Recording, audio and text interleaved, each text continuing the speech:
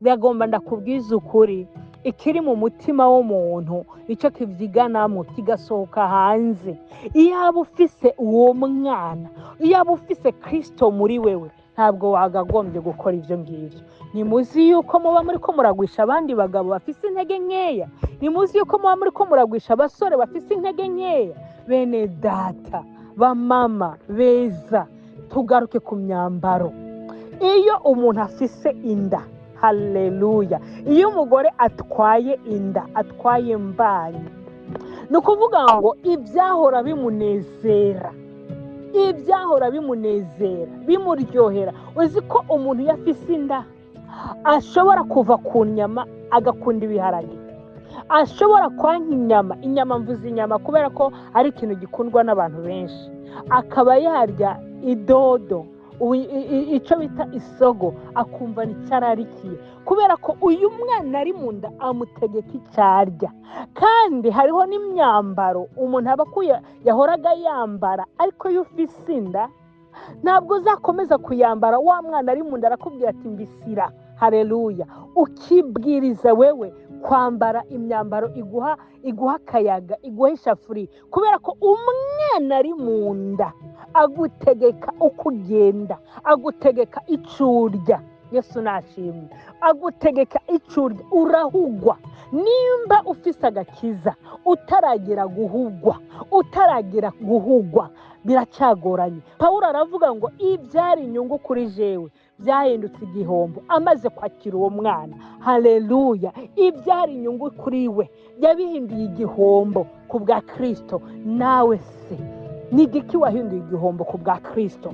Bakundwa, twambitswe na Kristo. Bakundwa, Yesu aratwambika. Ni kuki twikura mu bwiza bw'Imana, ni kuki twikura mu myambaro ya Kristo tukagenda twambara nk'abisi, ngo dushaka kwambara nka Rihana, dushaka kwambara nk'abo ba superstar twiriga tubona. Ariko ndagomba ndabwire, bafise misiyo yo kugwisha abantu b'Imana. Ukwiye guhinduka, ambara wikwize nk'abana b'Imana, ambara wikwize nk'umuvugabutumwa. Urahagarara imbere y'abantu ngo uri kurigisha, wageraho wicara neza na neza ugatangira gukunja amaguru, ugakumva washiraho igitabo cya Bibiliya, kwicara bikanga, gutambuka ugasigara umuntu atambuka yabaniriye. Kristo Yesu arabona ibyo turiko turakora. Nagomba mbwira abantu ngo Yesu ari hafi.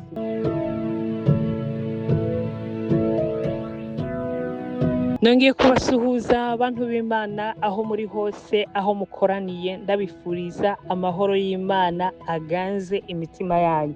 Ni umwanya mwiza twumviriza ijambo ry'Imana biciye mu kiganiro Isoko y'Ubugingo. Jewe ndakibashikiriza, banyita Christine. Ndi n'umunezero mwinshi cyane kongera kugaruka imbere yanyu. Nari ndabakumbuye, kandi ibi bihe ntabwo nagenda ntashimiye Imana kuba impaye uyu mwanya kugira ngo nongere nganire n'ubwoko bwayo. Imana rero nishimwe kandi nishigwe hejuru. Uyu munsi wa none ndakomerezaho ijambo ry'Imana duheruka kuganira cyangwa se gusangira, rivuga ngo ubwenge bw'inzoka. Ubwenge bw'inzoka nibwo abantu benshi bariko barakoresha, nibwo bakiriye, basubika hasi, bashira hasi ubwenge bw'Imana.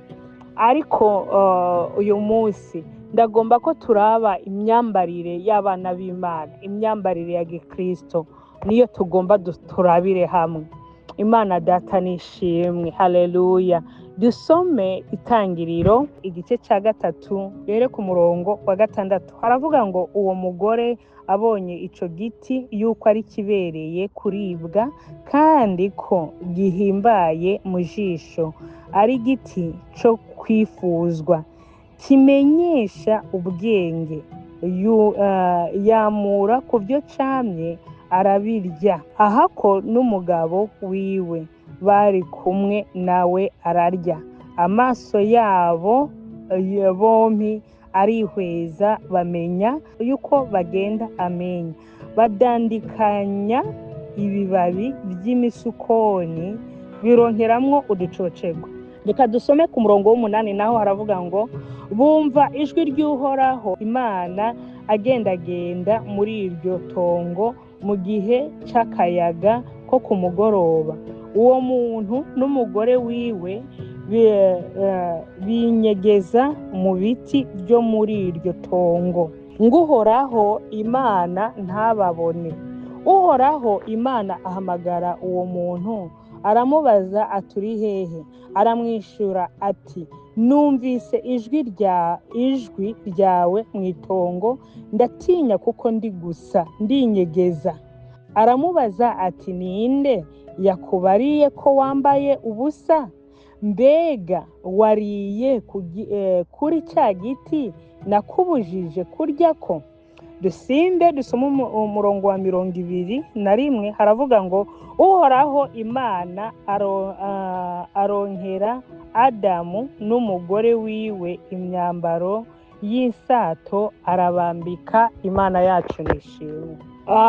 Ni iri jambo ry'Imana Uwiteka yashyize ku mutima, ariko twongereho irindi jambo riri muri Yohana wa mbere igice cya 4 ku murongo wa 12.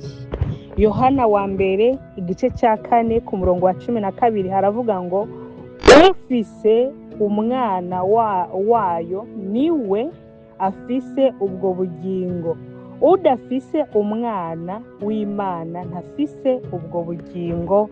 Imana nihabwe icubahiro. Bene data, inzoka yegereye umugore iramubwira ati ese koko ni by'ukuri mwemereye kurya bino biti byose biri muri rino tongo? Umugore aramwishyura ati haba namba, ntabwo tubyemereye byose, twemerewe kubirya ko byose, ariko igiti kimwe icyo tutemerewe.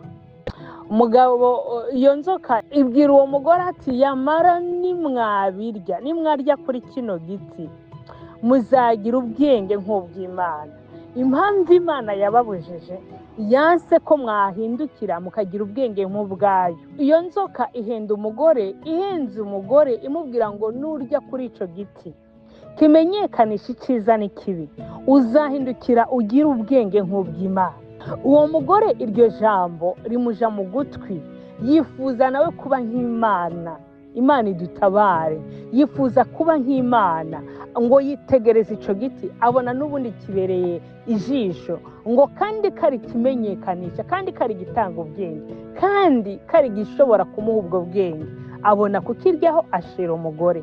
Bamaze kukirya iby'Imana yababwiye biba bibasohoreye ko. Bene data, ubwiza bw'Imana, gutakaza ubwiza bw'Imana, batakaza ubwiza bw'Imana, basanga bambaye amenya, basanga bari gusa. Imana idutabare. Basanga bari gusa, ubwiza bw'Imana bubavaho, nabo birabye babona ntabwo bakwiye kwegera Imana, babona ntabwo bakwiye kwegera Imana, kubera bari bafise ubwiza bw'Imana, bari beza, basa neza. Haleluya.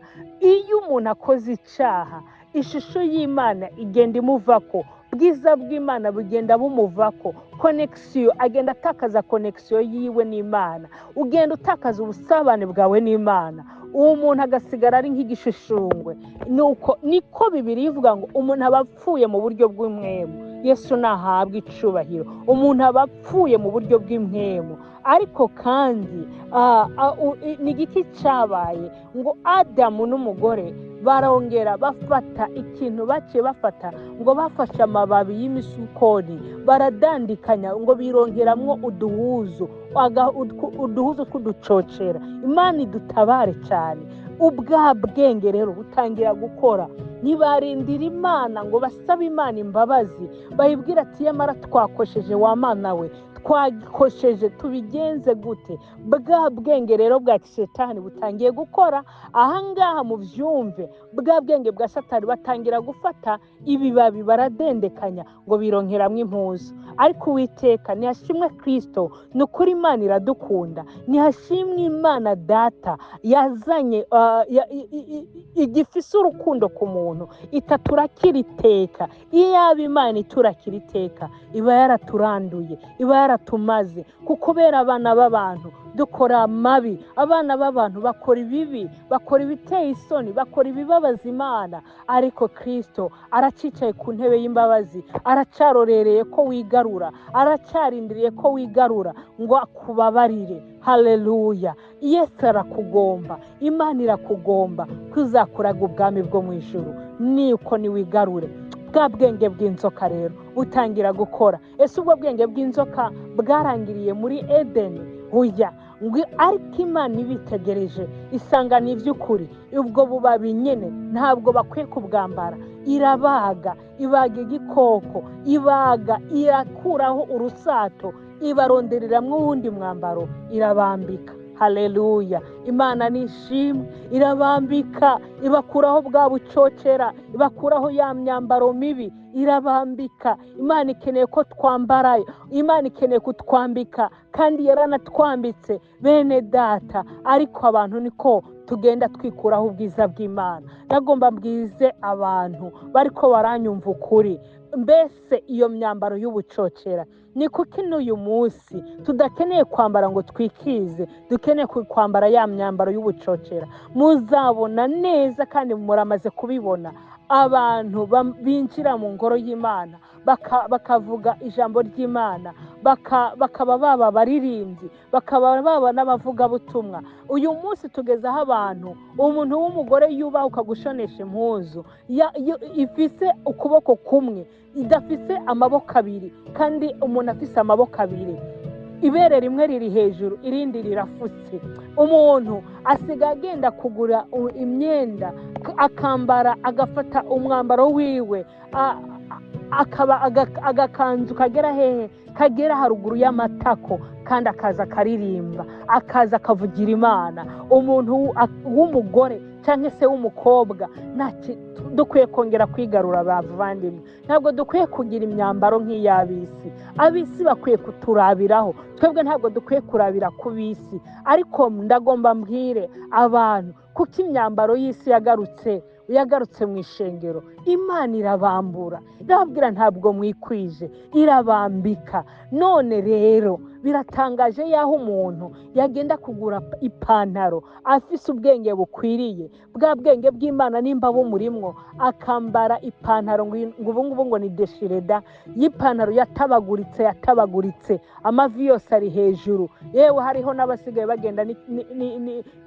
n'ubwambure bwabo ushaka kububona, kandi byitwa ngo ni abagabo bafise ubwenge, kandi byitwa ngo ni abagore bafise ubwenge. Ariko Imana iragomba ko twongera kugarura imyambaro, tukongera kugarura imyambaro myiza, tukongera kwiyubaha bene data nk'abana b'Imana. Uyu munsi usanga bavuga ngo hariho new style, ariko new style ndagomba ndababwira abantu, iyo mimoderi umva ngo ni mishasha. Abantu bagenda ikuzimu, bagateranengwa ikuzimu, Satani akabigisha cyangwa se abadayimoni bakabigisha, bakamara iminsi babigisha, bagahabwa izindi mbaraga, baza ku isi tukabona ngo ni abantu, ariko bafise misiyo yo kugusha abana b'Imana. Warangiza twebwe abana b'Imana twabitegereza tukavuga ngo iyi mpuzu kweri irakwiriye, iraharawe. Hari n'abo tubona binjira mu mashengero bakaririmba ariko atari abana b'Imana, bakaririmba ari abadayimoni, twe tukababona mu ishusho y'Imana, tukababona mu ishusho y'abantu, ariko atari abantu. Bafise iyindi misiyo yabazanye, ni ukutugwisha ngo tubarabireho. Ariko nagomba mbwize abantu kuri, twe dukwiye kurabira kuri Kristo, dukwiye kuraba icyo ijambo ry'Imana ritubwira, dukwiye kuraba icyo ijambo ry'Imana rivuga. Bamama bene data, nshuti z'umusaraba, twongere twambare neza, twongere twikwize, twongere twambike abana bacu neza, biheshe Uwiteka icubahiro. Niyo turiko turasomera ijambo ry'Imana, iyo turiko turabona abamarayika bagenda bihishurira abantu, dusanga bambaye imyambaro ngo amakanzu yera agera ku birenge.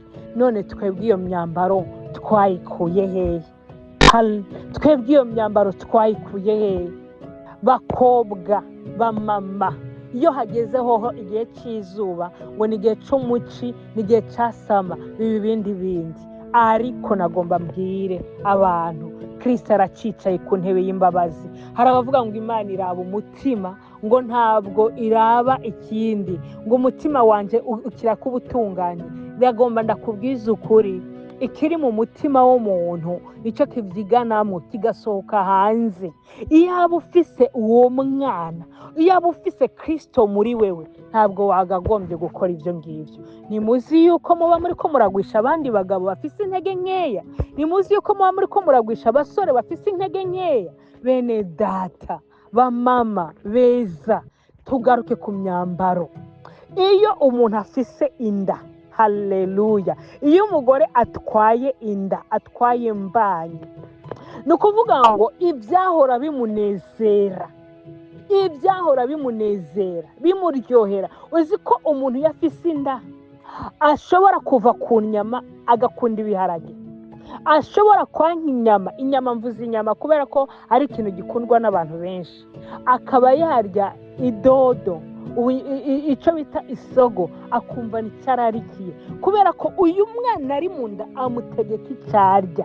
Kandi hariho n'imyambaro umuntu aba yahoraga yambara, ariko iyo ufise inda ntabwo uzakomeza kuyambara. Wa mwana ari mu nda arakubwira ati mbisira, haleluya, ukibwiriza wewe kwambara imyambaro iguha akayaga, iguha ishafuri, kubera ko umwana ari mu nda agutegeka uko ugenda, agutegeka icurya. Yesu nashimwe.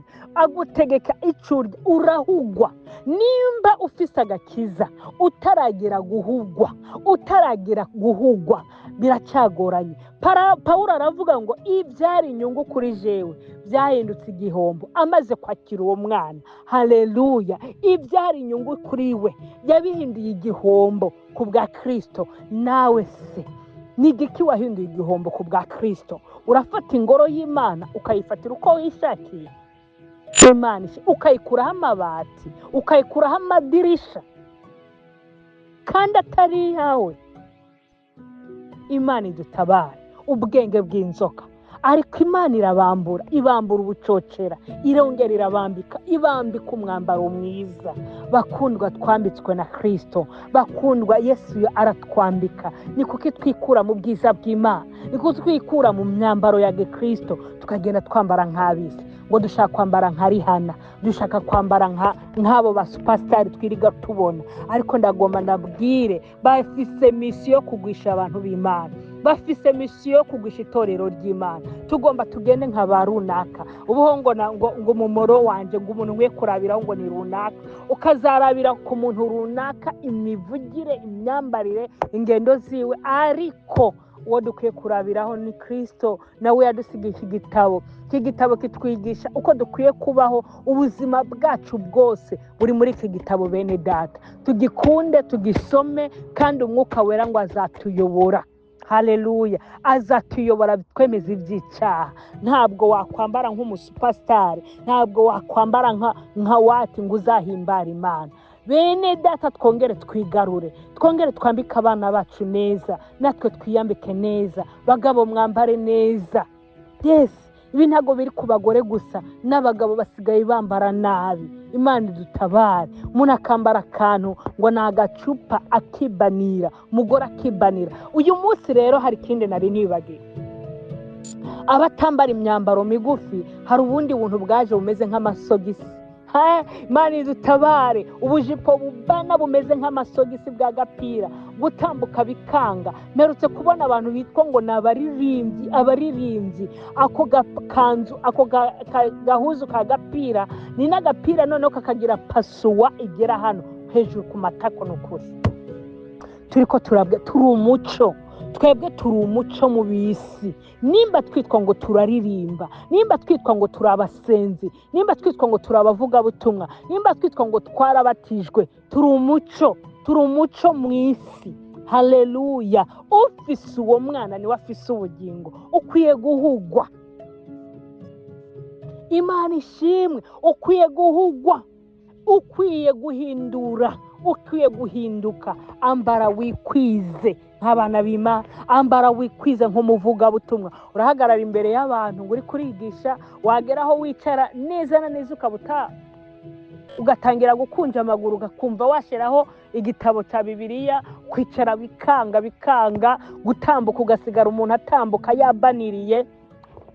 Kristo Yesu arabona ibyo turiko turakora. nagomba mbwira abantu ngo Yesu ari hafi, kandi ibyo byose azaraba umutima, azaraba nuko twitwaye, ngo ari hafi kandi bagiye kugerera umuntu wese ibikwiranye n'ibyo yakoze. Duhagarike ubwenge bw'inzoka, twongere kwakira ubwenge bw'Imana. Haleluya, tugarukane ubwenge bw'Imana, nayo ni umwuka wera. Iyo twuzuye umwuka wera, uyu mwuka wera yari muri twebwe, uyu mwana yari muri twebwe, aratwemeza ibyo dukwiye gukora, aratwemeza icyo dukwiye gukora, aratwemeza uko dukwiye kwitwara. Uyu mwuka wera yatwuzuye, atwemeza uko imivugire n'ingendo zacu, arabitwemeza, ni automatique bene data.